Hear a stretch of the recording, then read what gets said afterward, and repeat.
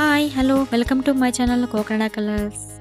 నేను ప్రీవియస్ ఎపిసోడ్లో బంతినారు ఎలా వేసుకోవాలో ఒక వీడియో పెట్టాను కదండి. బంతినారు ఎలా వేసుకుంటామో చామంతినారు కూడా అలాగే వేసుకోవాలి. అలా వేసుకున్న చామంతినారు మనం సపరేట్ చేసుకుని వేరే పార్ట్స్లోకి ఎలా ట్రాన్స్ఫర్ చేయాలో ఈ వీడియోలో చూద్దామండి.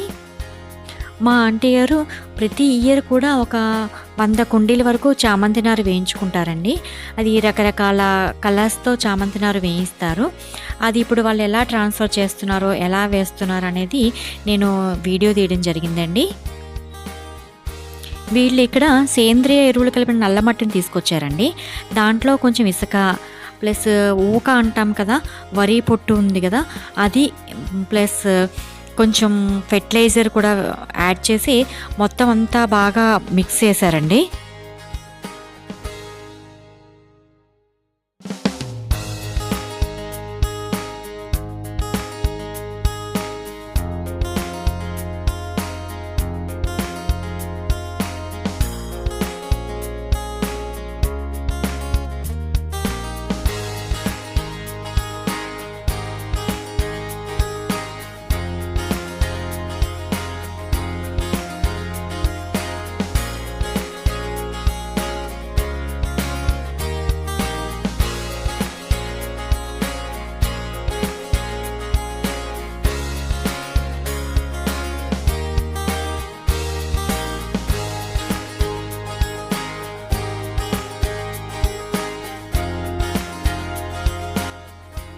ఇలా మిక్స్ చేసుకున్న తర్వాత ఆ కుండీల్లో అడుగున హోల్స్ ఉంటాయి కదండి, వాటర్ ఎక్కువ అవుతే కిందికి వెళ్ళిపోవడానికి, వాటికి అడ్డుగా ఇంకో కుండీ పగలకొట్టి వాటి యొక్క పెంకుల్ని వీటిలో కొంచెం క్రాస్గా పెట్టారు.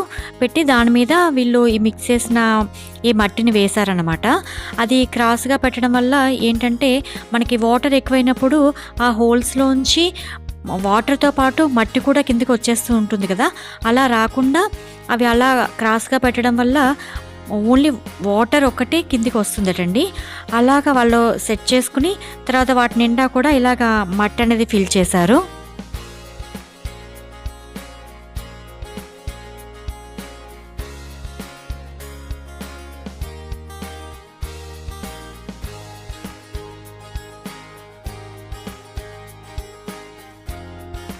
మొత్తం అన్ని కుండీలు కూడా అలా ఫిల్ చేశాక వీళ్ళు తీసుకొచ్చిన చామంతినారుని సపరేట్ చేసి ప్రతి ఒక్క మొక్కని ఒక్కొక్క కుండీలో వాళ్ళు వేయడం జరిగిందండి.